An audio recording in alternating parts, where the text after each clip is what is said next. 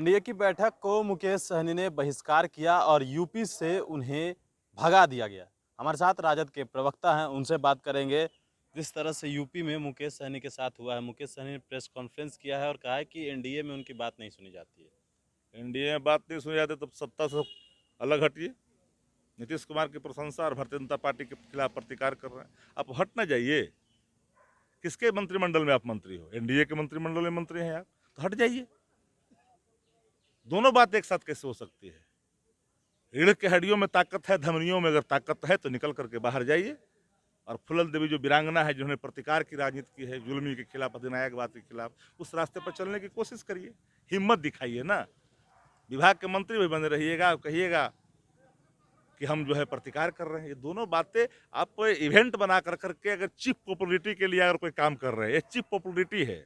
मैं इसे कोई पॉलिटिकल इवेंट भी नहीं मानता। चीफ पॉपुलरिटी है एक दिन के लिए। इनके चरित्र के बारे में, राजनीतिक चरित्र सबको पता है, हर पॉलिटिकल पार्टी को कि इनका राजनीतिक चरित्र क्या है।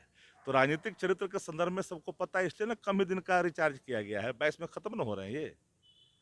अगर इनको सबको जानता कि इनका लंबी आइडियोलॉजी है चलने का, विचारधारा है चलने का, तो निश्चित तौर पर लोग इनको स्वीकारता। जानता है कि शॉर्टकट आदमी है, ये कब किधर पलटी मारेंगे, चूंकि इसलिए पलटी मार के साथ रह के पलटिए ना मारिएगा। एक तरह से बात कर ले तो सम्राट चौधरी जो हैं बिहार सरकार में मंत्री हैं बीजेपी के कोटे से, और वो कह रहे हैं कि 2025 में बीजेपी की सरकार होगी। क्या चल क्या रहा है? चल जो रहा, पहले से मैं लगातार कर रहा हूँ आप लोगों के बीच में कि गिरी हुई सरकार है, इसका गिरना तय है। आपस में लोग, कोई समन्वय नहीं है, कोई कोऑर्डिनेशन नहीं है एनडीए के अंदर में। भारतीय जनता पार्टी शुरू से ही इनको लथाड़ रही है।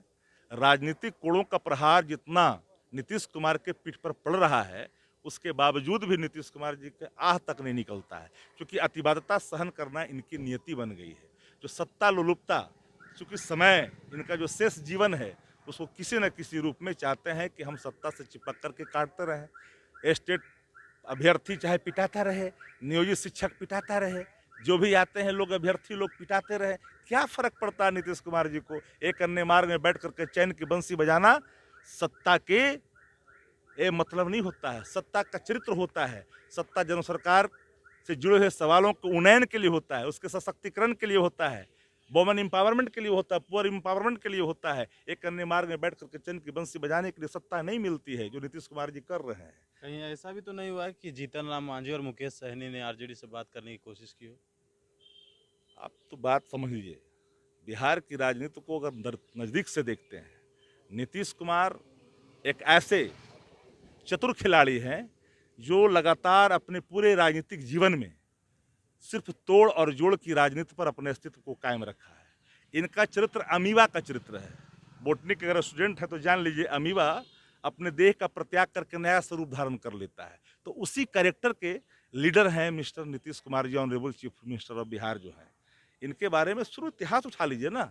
ये जब भी दूसरे दूसरे के गमले में पौधा उग जाते हैं, ये अपना इनका कोई न नमी है न जमी है, दोनों में से कहीं कुछ नहीं है। इसलिए नीतीश कुमार जी के बारे में जानता हूं कि सत्ता लोलुपता, सत्ता के लिए इतिहास के पन्नों को अगर कुदेरेंगे, 89 में पहली बार जो मेंबर ऑफ पार्लियामेंट बने थे, 85 में एमएलए बने थे।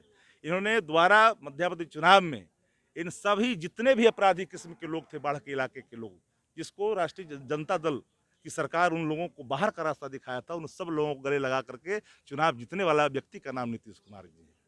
अब एक का नाम नहीं बता सकते हैं, एक नहीं, एक से एक लोग, उनके उनके सुजाति के लोग और वर्ग के लोग, कई ऐसे क्रिमिनल लोग जो वांटेड थे, उन सब लोगों को उन्होंने गले लगाया था चुनाव जीतने के लिए।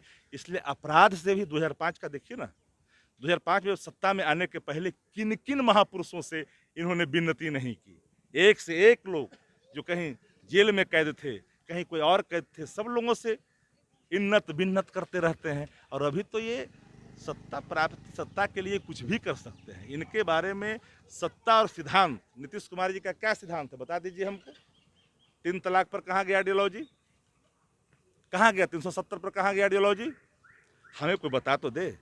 स्वांग रचते थे। धार्मिक उन्माद पर कहाँ गई राजनीति आपकी? आपको प्रतिदिन भारतीय जनता पार्टी आईना दिखा रही है। चेहरे पे धूल है, आईना साफ करते हैं, दिन प्रतिदिन साफ करते हैं। अरे धूल को साफ करिए नीतीश जी।